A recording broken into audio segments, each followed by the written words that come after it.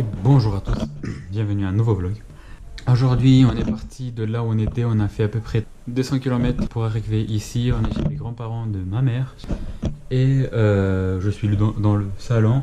Il y a plusieurs choses intéressantes à faire ici, donc je vais essayer de les faire un peu dans la journée. Et en même temps, il faut que je fasse le montage de la vidéo de juste avant. Donc ce qu'il va y avoir aussi dans cette vidéo, ça va être 10 choses intéressantes sur la Roumanie. Et je vais essayer de les faire maintenant ou un peu plus tard. On va tout de suite démarrer cette liste avec la première chose. On va tout de suite aller. Pour la Roumanie, première chose très intéressante, la capitale, Bucarest, était anciennement appelée le Petit Paris parce qu'il y a beaucoup de similitudes avec Paris, comme par exemple le nom des rues, c'est écrit sur des pancartes, des petites pancartes, exactement comme à Paris, avec en haut la partie de Paris où on est et la rue écrite en gros juste en dessous. Quelques images que j'ai pu récupérer dans Bucarest apparaissent à l'écran maintenant. Et aussi on a quelques autres similitudes, c'est comme l'Arc de Triomphe roumain ou les Champs-Élysées romains on peut dire, mais c'est pas vraiment tout à fait la même chose. Donc il y a d'autres similitudes comme la gare du Nord. Ça c'est le premier fait intéressant, on passe tout de suite à la suite. Vous connaissez tous ce vampire qui nous a tous fait peur, qui nous a tous hantés dans les mers, nous ont fait peur avec. Ce vampire s'appelle Dracula. Et oui, il a ses origines ici en Roumanie, plus précisément en Transylvanie. C'est vraiment pas mal. Ce personnage est inspiré de Vlad Tepes, qui était un roi roumain qui aimait beaucoup tuer les gens. C'est pour ça qu'on a même dit, il y a même des légendes sur lui comme quoi il buvait le sang de ses victimes. Mais ce n'est pas vrai. Mais c'est pour cela que le créateur de Dracula s'est inspiré de Vlad Tepes. Et donc le château de Dracula se trouve en Roumanie. C'est un monument assez visité. Mais gardons ça pour une prochaine vidéo sur les monuments les plus visités de la Roumanie. Passons au troisième point. Un peu de fait historique sur ce magnifique pays. La Roumanie est une république semi-présidentielle.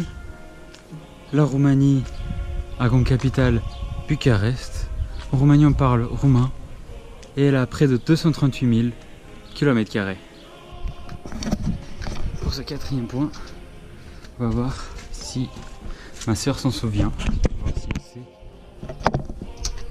si elle sait ça. Myriam, j'ai besoin que tu arrêtes un peu ça. J'ai un truc à te demander. Est-ce que tu connais, pour ma vidéo, est-ce que tu connais c'est qui les ancêtres des Roumains? C'est quoi le peuple qu'il y avait sur le territoire roumain avant?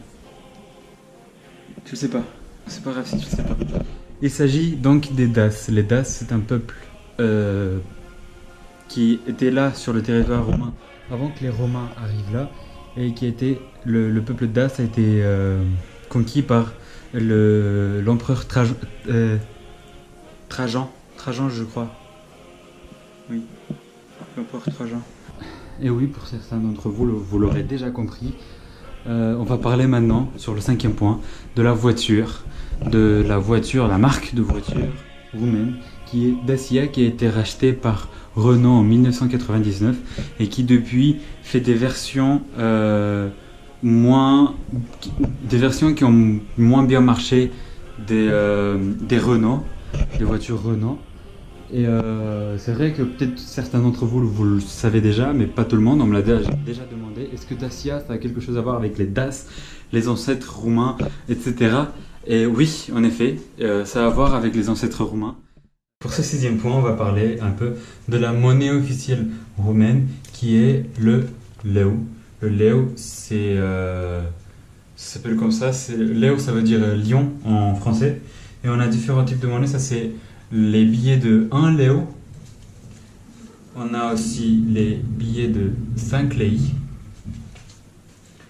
Les billets de 10 lei. Je les ai pas sur moi, mais il y a aussi les billets de 50 lei, 200 lei, de 200 lei, de 500 lei, je crois. Je les ferai apparaître à l'écran si ils existent. Et maintenant, juste pour vous montrer un peu une comparaison entre les billets de 20 euros français, européens, de la zone euro, avec les billets comme ça, ça se voit que c'est beaucoup plus qualitatif. Il y a beaucoup de qualité, beaucoup plus de qualité là-dedans que là-dedans. Ça, c'est plus du papier plastifié, alors que ça donne juste un peu plus l'impression que c'est du vrai argent. Donc voilà. Et pour continuer avec la comparaison entre l'euro et le leu, 1 euro, ça correspond à 4,6, à environ 4,6 lei. Donc c'est vraiment pas beaucoup, et ici les choses sont vraiment pas chères. Tu peux te prendre une glace pour 1 leu, ce qui fait moins de 25 centimes. Donc ici tout est vraiment moins cher, mais aussi la monnaie elle est moins puissante. Pour les derniers points, on va les finir ici à côté de mon chien, parce que je ne trouve vraiment, c'est pas une maison vraiment trop grande, je ne trouve vraiment pas d'autre endroit de filmer où il y a vraiment personne, où c'est vraiment calme. Donc on va filmer ici à côté de mon chien. J'espère qu'on voit assez bien. Les ordures ici. Donc passons au 7e point. Donc la langue roumaine, et elle est parlée un peu partout en Roumanie. Il y a même des zones où on parle pas vraiment le roumain, parce qu'il y a l'hongrois qui se parle, ou le russe. Mais la langue roumaine est parlée en Roumanie, mais aussi en Moldavie. Donc, je ne vais pas trop m'égarer du sujet de la Roumanie, mais la langue elle est parlée aussi en Moldavie. Comme ça, pour faire la transition pour le 8e point, donc la Moldavie est actuellement un pays indépendant qui anciennement était beaucoup plus grand.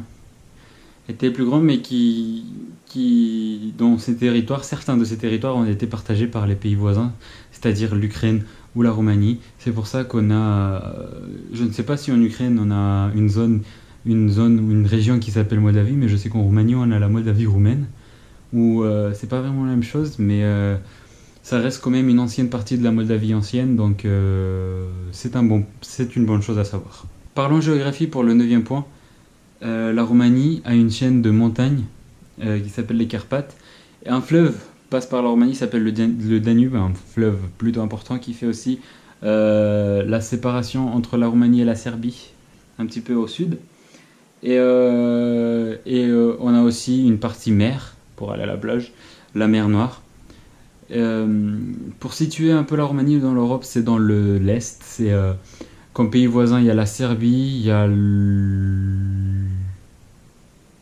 l'Ukraine, on a la Moldavie, bien évidemment, j'en ai parlé, mais on a aussi comment ça s'appelle, on a aussi les Hongrois, et je crois avoir fait le tour.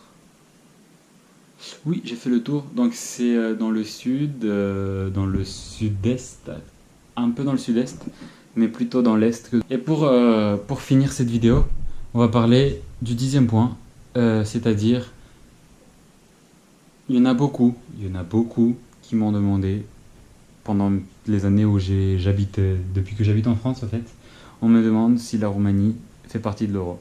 Donc certains le savent déjà, mais vu qu'on me l'a demandé, je me suis dit peut-être que les gens ne savent pas tous ça. Donc oui, la Roumanie elle fait partie de l'Union Européenne depuis 2007, mais ne font pas partie de la zone euro. Donc faites pas confusion entre les deux. La zone euro, c'est pas la zone de l'Union Européenne. Pas tous les pays de l'Union Européenne utilisent l'euro, mais sont bien dans l'Union Européenne. Donc voilà, c'est comme ça qu'on finit cette vidéo. Merci d'avoir regardé, j'espère que vous avez beaucoup aimé. N'hésitez pas à liker, à laisser un gros pouce bleu, à commenter si vous avez aimé, et à me donner d'autres idées sur des choses que vous voudrez savoir sur la Roumanie ou sur d'autres pays, pourquoi pas de l'Union Européenne, ou je pourrais m'intéresser sur ces pays-là, et pourquoi pas faire des vidéos dessus, ou juste une simple idée de vidéo. N'hésitez pas à commenter. Si vous avez aimé la vidéo, partagez-la. Et nous, on se retrouve dans une prochaine vidéo. Merci à tous. Ciao.